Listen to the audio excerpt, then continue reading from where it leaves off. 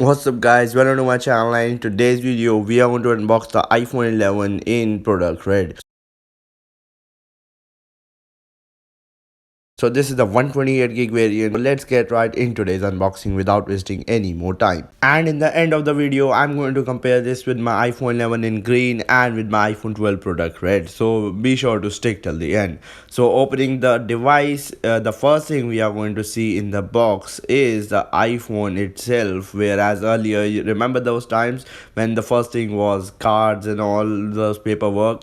So this color actually looks pretty darn good. This is kind of a blood red, whereas the iPhone 12 product red, I have no clue why it is just called product red. I mean, it is more of a peach than a product red. The first thing you are going to see after taking out your device from the box is this USB-C to lightning connector cable, and I don't think so 90% of the people do not have a USB-C to lightning adapter, so you gotta buy it. And in terms of the paperwork, we got this product red pamphlet, and then we got a sim ejector tool and a single Apple sticker, and this Apple sticker is say as the same size as the iPhone 12 sticker.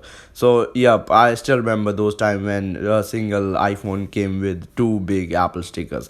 So USB-C to lightning cable, you are probably familiar with this if you are already using an iPhone and lightning cable. And comparing both of these product red, actually to be honest, this time my iPhone 12 product red looks a bit better because I have a skin applied on this. This is a frosted skin, and frosted, by frosted skin I mean this is a kind of a skin which replicates the frost of the iPhone 12 Pro series. So this looks pretty darn good.